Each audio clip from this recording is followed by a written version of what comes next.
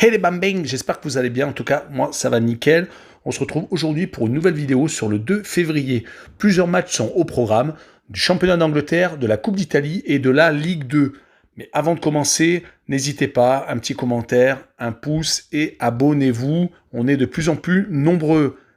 C'est parti, en Angleterre, il y a Wolverhampton contre Arsenal, Sheffield United contre West Bromwich Albion, Manchester United, Southampton, Newcastle, Crystal Palace. En Italie et la Coupe d'Italie, l'Inter de Milan reçoit la Juventus dans un très très gros choc. La France, la Ligue 2 avec Clermont qui reçoit Troyes, Auxerre qui reçoit Toulouse et Sochaux qui reçoit Ajaccio. Allez, c'est parti. Commençons par l'Angleterre avec Wolverhampton qui reçoit Arsenal. Le 14e qui reçoit le 10e. À domicile, Wolverhampton, c'est seulement 3 victoires en 10 réceptions, 3 matchs nuls et 4 défaites. Arsenal à l'extérieur, c'est quand même beaucoup mieux. Sur 10 déplacements, 5 victoires, 1 nul et 4 défaites. 14 buts marqués, seulement 9 buts encaissés. Sur les 6 dernières confrontations directes de 2012 à 2020, 2 victoires d'Arsenal, 2 de Wolverhampton et 2 matchs nuls. Il est à noter qu'à l'aller, les Wolves s'étaient imposés chez les Gunners. Sur la tendance actuelle, Wolverhampton, c'est assez compliqué. Ils sont capables d'aller perdre à Crystal Palace lors de la 21e journée et d'aller faire un 0-0 à Chelsea. Mais à domicile, ils restent tout de même sur 2 défaites consécutives contre Everton et contre les avant-derniers West Bromwich Albion. Concernant Arsenal, c'est pas si mal que ça. Ils viennent de se faire accrocher par Manchester United, une équipe qui est très forte à l'extérieur lors de la dernière journée, mais s'était imposée juste avant à Southampton 3-1. Mais je noterai que leur dernière défaite en championnat était lors de la 14e journée à Everton. Depuis, ils ont enchaîné match nul et victoire, restant d'ailleurs sur 3 victoires consécutives à l'extérieur en championnat. C'est pour cette raison que je vois les Gunners s'imposer à l'extérieur 2-1 et je mettrai un Drew no bet, donc avec match nul remboursé. Passons au choc entre les deux derniers, Sheffield 20e qui reçoit West Bromwich 19e. À domicile en 10 réceptions, c'est une seule petite victoire, 1 nul, 8 défaites.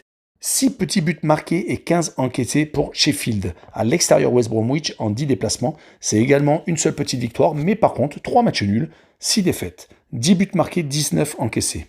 Sur les 6 dernières confrontations directes entre 2008 et 2020, que ce soit en Championship ou en Première Ligue, West Bromwich a pris 3 fois l'avantage, Sheffield une seule fois, et il y a eu 2 matchs nuls en 2008 et en 2009. Sur la tendance actuelle, Sheffield, c'est pas si mal que ça. Sur les 6 derniers matchs, toutes compétitions confondues, 4 victoires et 2 défaites contre Manchester City et Tottenham. Il est à noter que sur leurs 4 victoires, il y a eu quand même une victoire contre Newcastle et une victoire à Old Trafford contre les Red Devils. Pour West Bromwich, c'est un peu moins bien, même si ils se sont tout de même imposés à Wolverhampton lors de la 19e journée à l'extérieur et restent sur un match nul contre Fulham lors de la dernière journée. Mais les 5-0 contre Manchester City, contre Arsenal 4-0 et contre Leeds United 5-0 montrent qu'ils sont vraiment très friables des fois. C'est pour cette raison que je vais mettre une victoire de Sheffield United 1-0 avec un moins de 2,5 buts sur le match.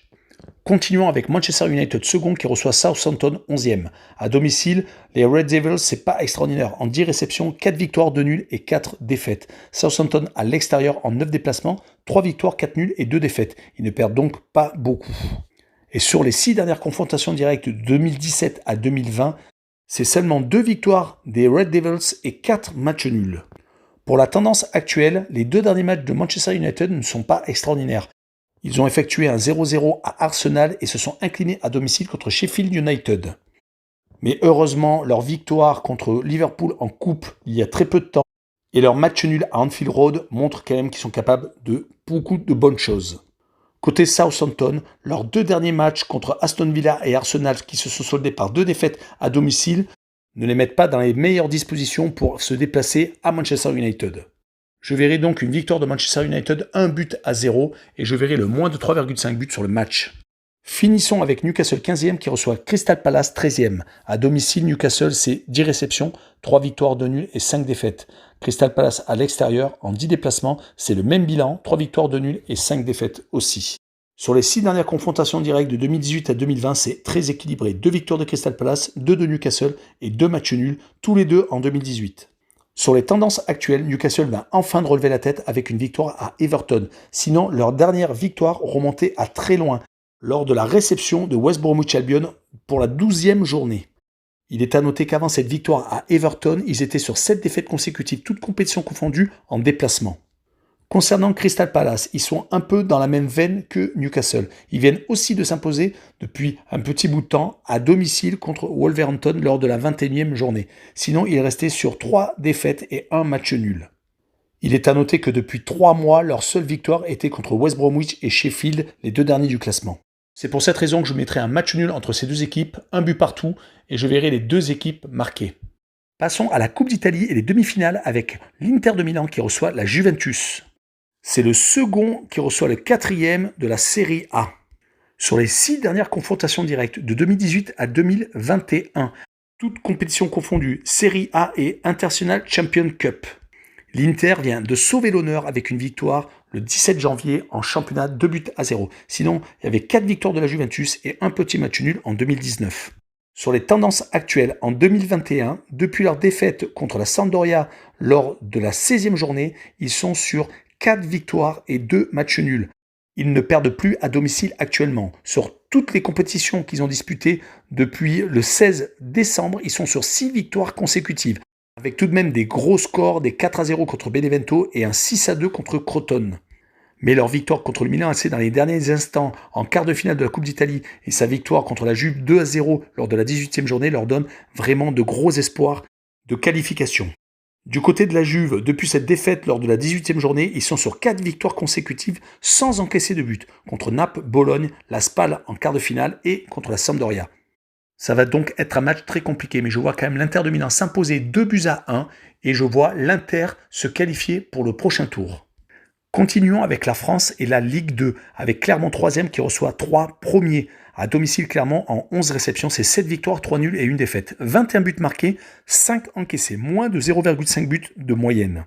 Du côté de 3, en 11 déplacements, 5 victoires, 3 nuls et 3 défaites. Sur les 6 dernières confrontations directes, entre 2018 et 2020, Coupe de la Ligue et Ligue 2 comprises, 3 victoires de 3 victoires de Clermont.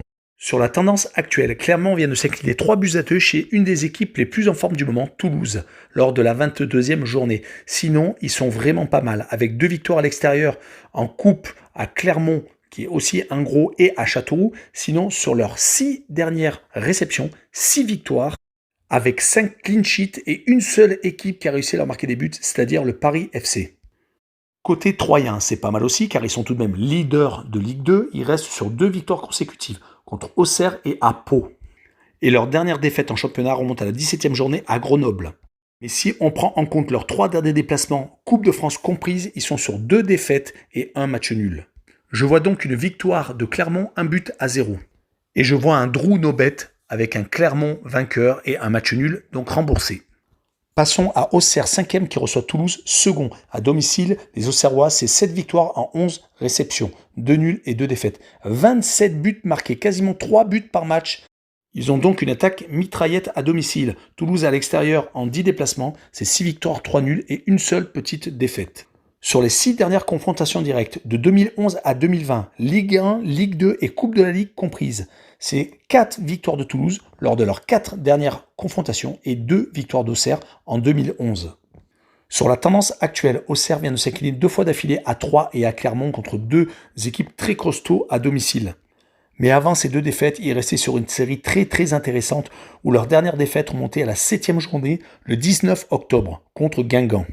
On notera qu'à domicile, sur leurs 5 derniers matchs, toutes compétitions confondues, ils sont sur 4 victoires et un petit nul contre Caen. Concernant Toulouse, c'est actuellement l'équipe qu'il ne faut pas affronter. Sur leurs 4 derniers matchs, coupe comprise, ils ont eu 4 victoires contre Grenoble, Niort, à Sochaux et contre Clermont. C'est pour cette raison que je vois Toulouse s'imposer à Auxerre avec un 3-2 et un plus de 2,5 buts sur le match. Finissons avec Sochaux 9e qui reçoit Ajaccio 11e. À domicile, les Montbéliards, c'est en 11 réceptions, 4 victoires, 4 nuls et 3 défaites. 17 buts marqués, 14 encaissés. Ajaccio à l'extérieur, en 11 déplacements, seulement 2 petites victoires, tout de même 4 nuls et 5 défaites. Sur les 6 dernières confrontations de 2017 à 2020, 3 victoires d'Ajaccio, une seule de Sochaux et 2 matchs nuls. Sur la tendance actuelle, Sochaux vient de faire match nul à Rodez. Il venait de s'incliner le match d'avant lors de la 21e journée, à domicile donc contre Toulouse. Mais heureusement, une victoire à l'extérieur en Coupe de France à Nancy leur a permis de se remettre la tête à l'endroit. Il est à noter que sur leurs 5 dernières réceptions, 3 matchs nuls, une seule petite victoire et une défaite donc contre Toulouse. Côté Ajaccio, c'est pas si mal que ça sur les 8 derniers matchs. Ils ont 5 victoires, dont une en Coupe de France à Châteauroux, une seule défaite contre Dunkerque et 2 matchs nuls. À l'extérieur, sur les 4 derniers déplacements, une victoire, 2 nuls et une défaite, donc à Dunkerque lors de la 21e journée. C'est pour cette raison que je mettrai un match nul entre ces deux équipes, un but partout, et je verrai les deux équipes marquées. Voilà, on en a fini avec cette vidéo sur le 2 février. Je vous remercie de l'avoir regardé. On se retrouve très prochainement pour une vidéo sur le 3 février. Ciao les bambins!